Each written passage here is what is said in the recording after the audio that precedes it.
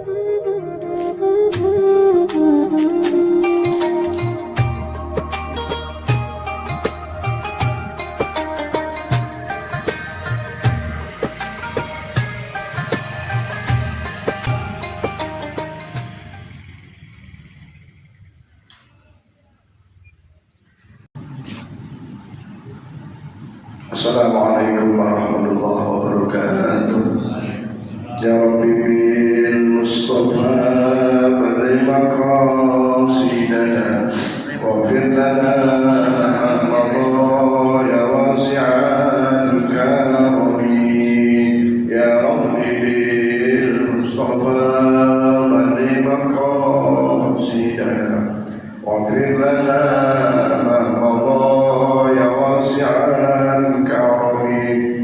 من بعد ما أحضر الحق ومكائده بأن الذين هم المجد لم يكوي يا ربي بالمصطفى بلغ مقاصدنا واغفر لنا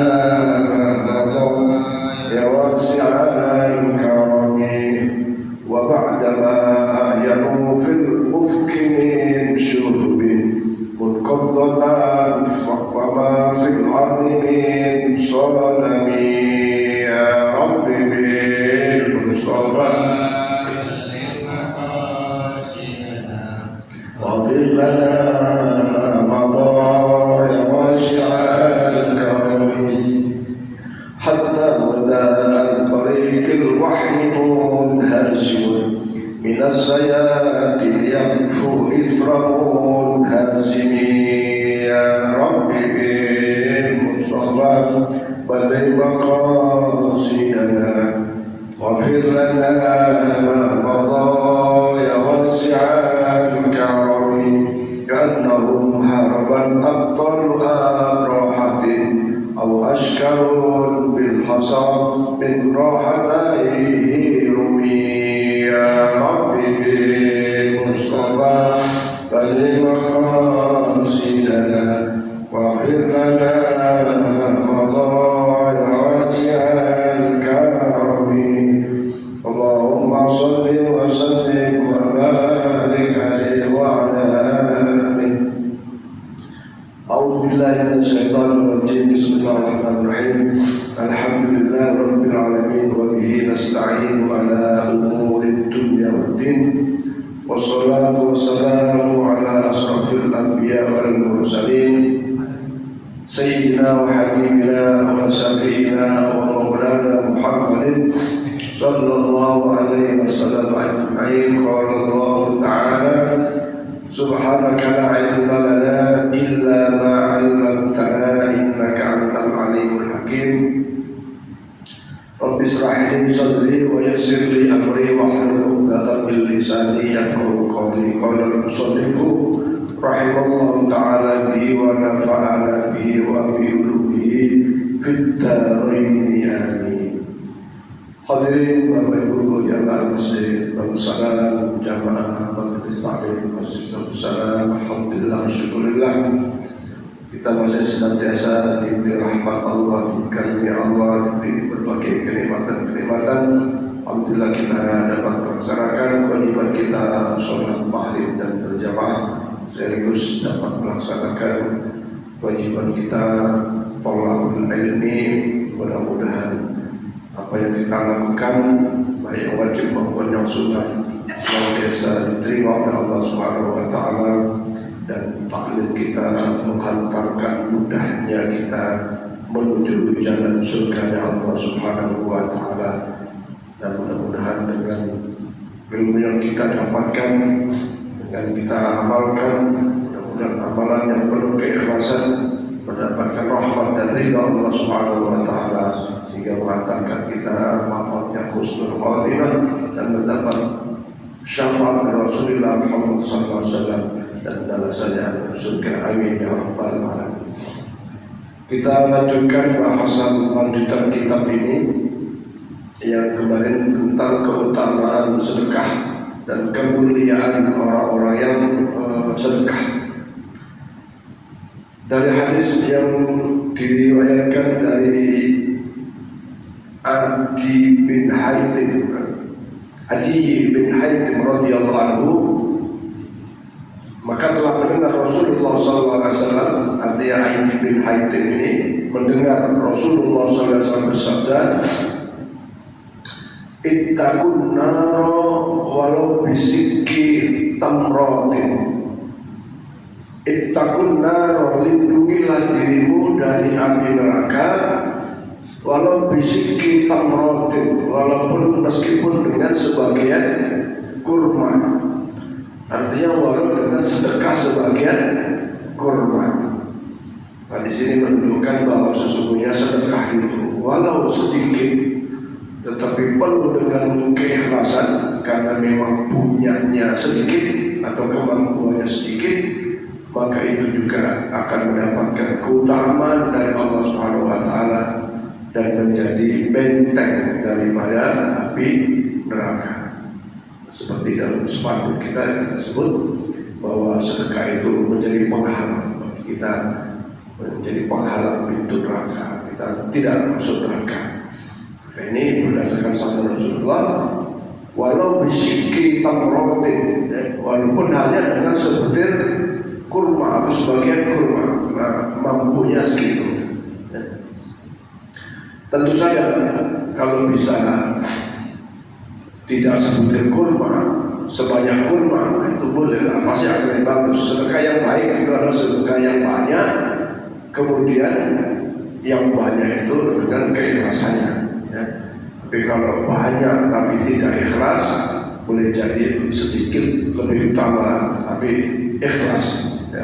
Maka sedekah-sedekah itu juga di satu sisi dapat membentengi dari neraka, juga sedekah juga dapat menghapus daripada dosa-dosa kita.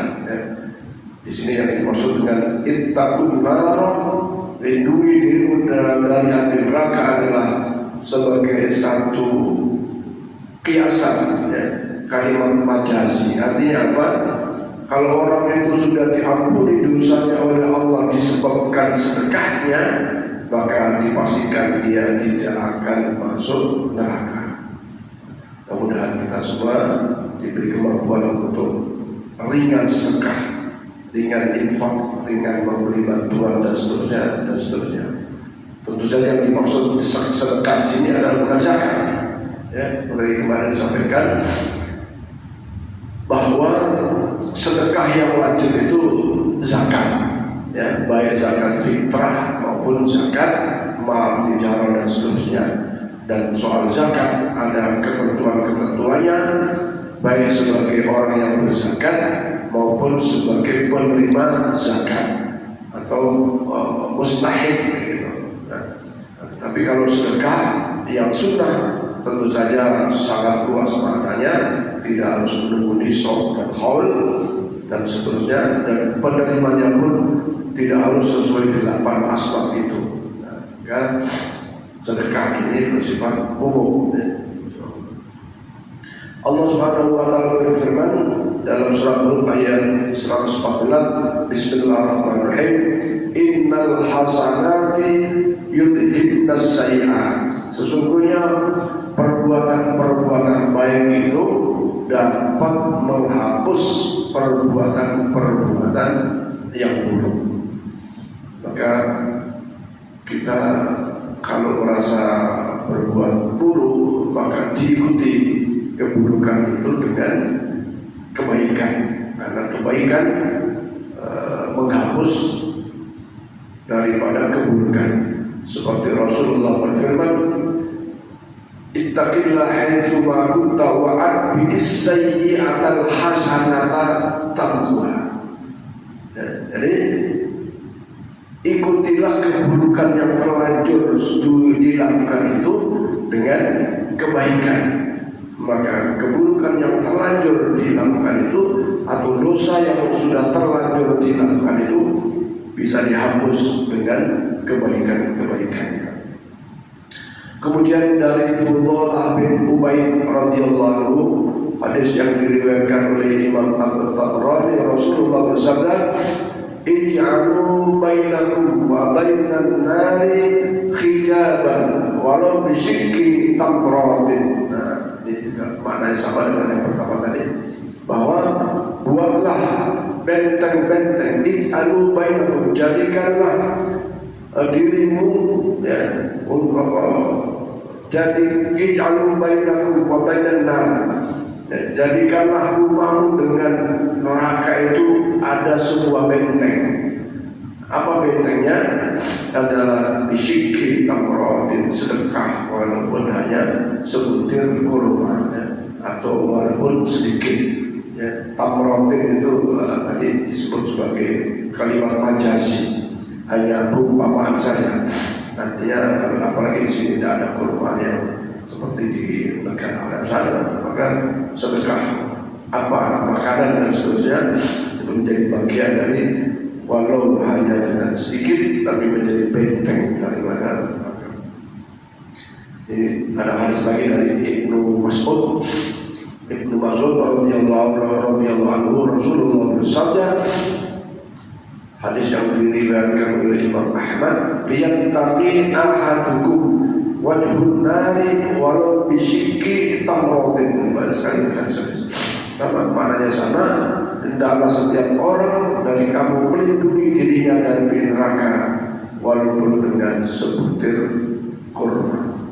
Ya tentu saja sedekah ini yang saya tadi dengan sunnah, tetapi tentu saja yang wajib dikerjakan, yang kewajiban dilaksanakan. Tidak sebaliknya sedekah nyumbang sana sini, bantu sana sini, tapi tidak sholat. Ya ini pahala sedekah tidak bisa menghapus dosanya sholat. Ya, maka karena ini sunnah, amalan sunnah itu yang namanya sunnah akan manfaat bagi seseorang manakala amalan wajibnya dikerjakan. Ya, amalan sunnah akan mendapatkan manfaat kalau amalan sunnahnya tidak ditinggalkan. Nah, tentu saja yang baik adalah amalan wajib tidak ditinggalkan, amalan sunnah diupayakan untuk dikerjakan. Jadi kalau dalam fikih itu amalan sunnah tidak dikerjakan tidak berdosa, tapi kita harus punya pemahaman amalan sunnah kalau mampu dikerjakan kemudian tidak dikerjakan itu namanya rugi, ya, rugi. Karena begitu besar fadilahnya amalan-amalan sunnah, baik sunnah di dalam wajib, seperti sholat wajib itu ada yang sunnah atau sholat sunnah itu sendiri. Maka sayang contohnya misalnya sholat, ambil yang wajib hanya baca surat Fatihah, baca surat selain Fatihah adalah sunnah. Tapi karena mudahnya bacaan ayat surat-surat itu terus ditinggalkan, memang tidak berdosa, tapi rugi. Karena begitu besar keutamaan orang yang melaksanakan sujud. Sujud itu tidak wajib baca doa-doa sujud. Sujud apa saja, sujud tilawah atau sujud sahwi, itu hukumnya semua sunnah. Tapi karena mudah diucapkan, dibaca, maka sayang, sholatnya sah, tapi sayang kalau tidak dikerjakan amalan sunnah. Maka mudah-mudahan amalan sunnah ini satu sisi dapat menyempurnakan amalan wajib, tetapi walaupun amalan sunnah pahalanya besar, dapat membentengi dari api neraka, manakala amalan wajibnya dikerjakan.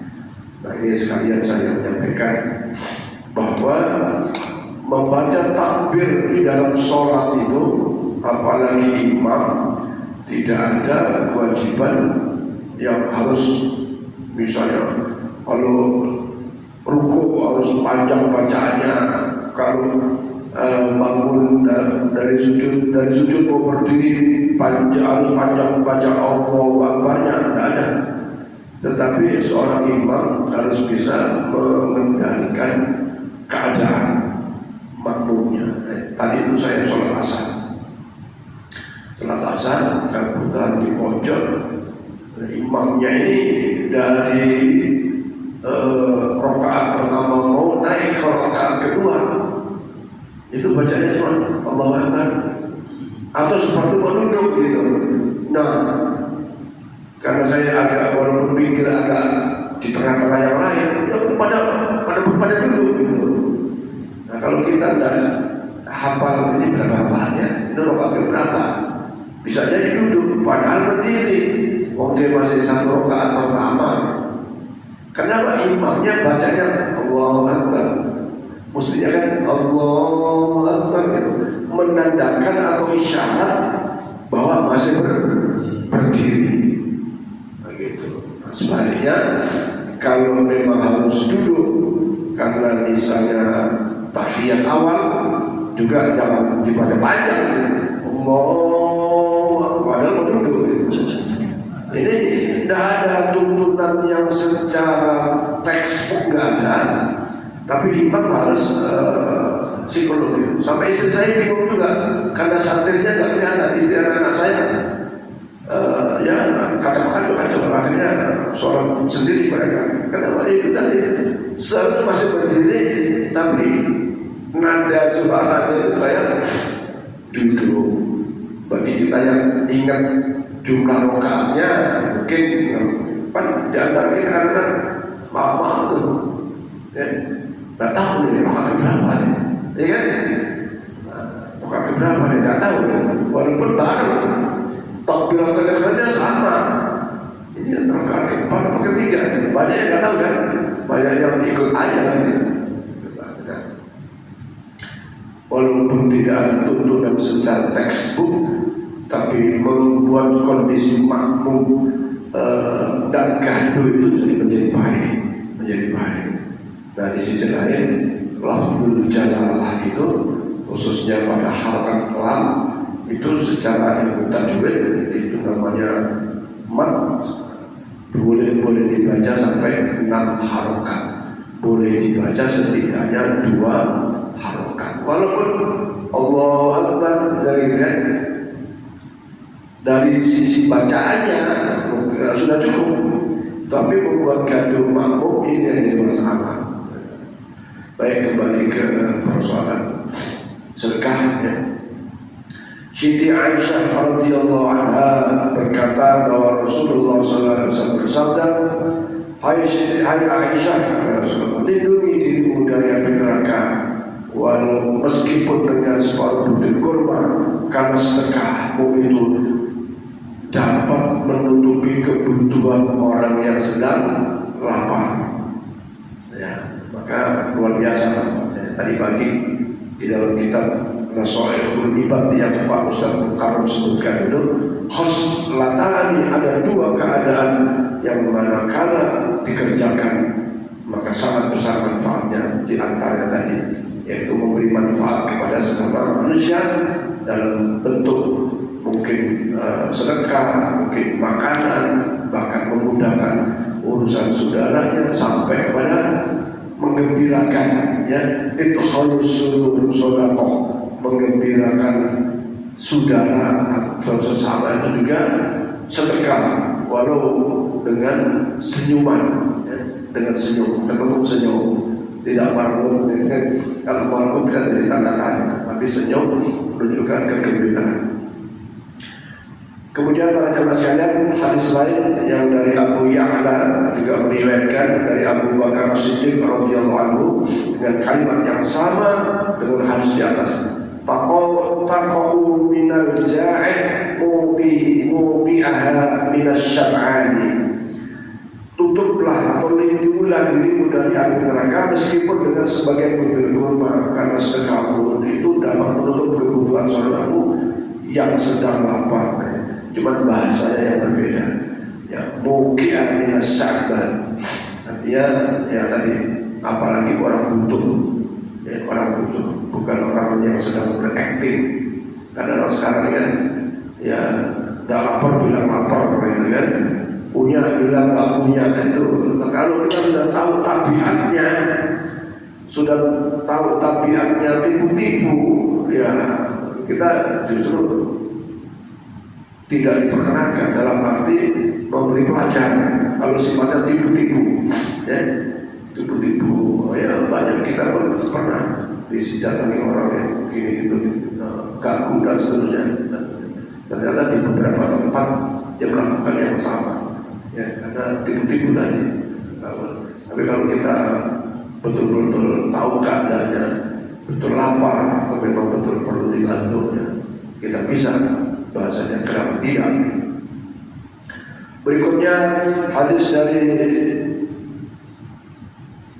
Siti Aisyah juga, ya Aisyah istari nafsaki minallah la ughni anka minallahi syai'an walau bisyikki tamratin. Ini juga sama, maknanya sama. Aisyah, berilah jiwamu dari Allah meskipun dengan menyedekahkan sebutir buah kurma, karena aku tidak dapat engkau andalkan sedikit pun.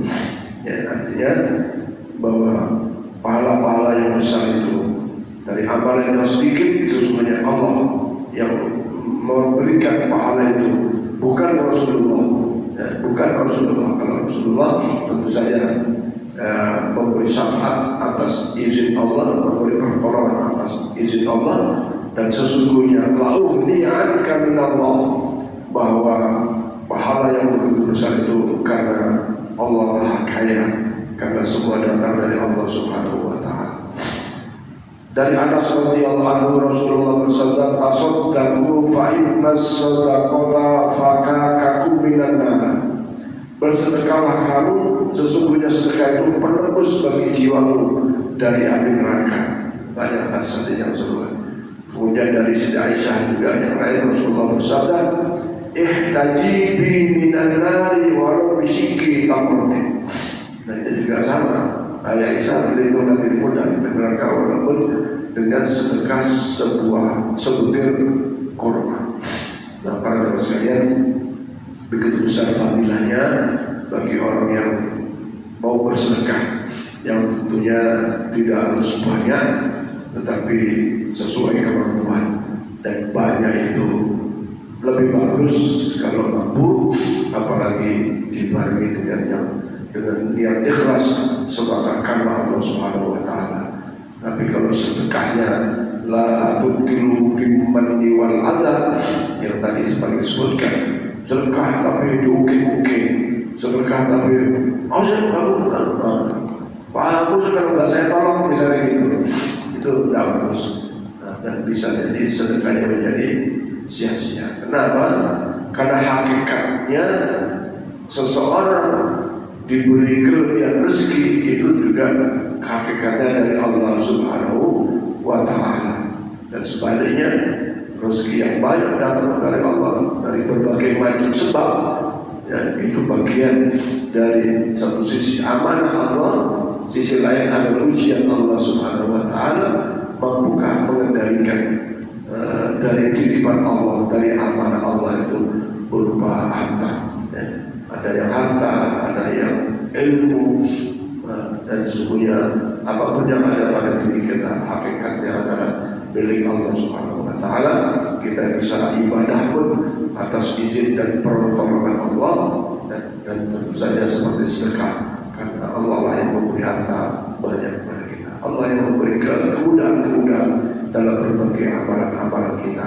Mudah dalam usaha, sukses dalam usaha, mudah dalam ibadah, istiqomah dalam ibadah, itu semua juga tidak terlepas dari biqudratillah biidznillah. Tetapi sisi lain, manusia juga diberi yang disebut sebagai irada juz'iyah, ya, keinginan-keinginan untuk menginginkan sesuatu. Maka kalau orang nggak bangun subuh, jangan disalahkan Allah. Ada nggak keinginan dari kita untuk bangun itu? Orang nggak sholat, jangan disalahkan Allah. Tapi ada nggak keinginan daripada kita untuk melaksanakan sholat itu? Wallahu a'lam bishawab. Saya kira sampai di sini dulu, masih banyak. Nanti kita lanjutkan pada malam berikutnya, ya, tentang fadilah sedekah. Masih banyak, jadi kita manfaatkan waktu untuk bicara-bicara tentang lanjutan pembangunan. Ada mungkin ditanyakan? Satu hal para jemaah sekalian, bahwa sering kita dapati beberapa katakanlah problem atau pertanyaan bagaimana tentang sedekah yang setiap ada rezeki, ya. Maka sesungguhnya itu dalam konteks sedekah sunnah boleh, tetapi dalam kaitan dengan fikih tidak bisa dikaitkan dengan zakat, ya, dengan zakat, karena zakat secara syariat ada syarat dan rukunnya, ya. Artinya kalau misalnya pengusaha, ya contoh saja ya, contoh Pak Kohen misalnya, Pak, ini saya sebut nama saja, bisnisnya kan bisnis besar, ya.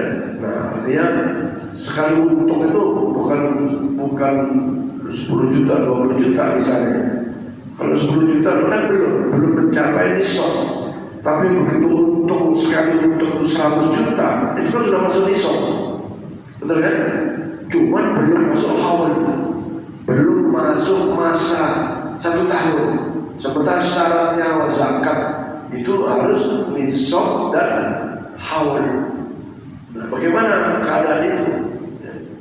Maka kalau dia keluarkan 2,5%, ya, itu ya sedekah. Nah, pada saat haulnya nanti ternyata dicatat dengan rapi, oh untung 100 juta sudah dikeluarkan 2,5% misalnya, 100 juta berapa? 2,5 juta ya. Terus begitu 1 tahun asetnya dari misalnya 200 juta atau 1 miliar, dihitung keuntungannya 500 juta, kemudian sudah mencapai 1 tahun, maka secara fikih wajib zakat itu. Nah, bagaimana yang tiap bulan dikeluarkan dari itu? Apakah bisa dikompensasi? Nah, secara fikih nggak bisa tuh, nggak bisa. Artinya yang lalu kan sedekah saja, belum zakat karena belum masuk haulnya. Ini penting para ibu sekalian, karena itu tadi bahwa satu sisi kita mendapat rezeki besar, harta kemudian titipan, tapi kalau tidak dizakati maka harta itu akan membelenggu, akan menyusahkan dirinya pada saat nanti, baik saat sakaratul maut maupun saat hidup di alam akhirat. Saya membaca bahwa diriwayatkan dalam sebuah riwayat itu ada seorang hamba yang menunggu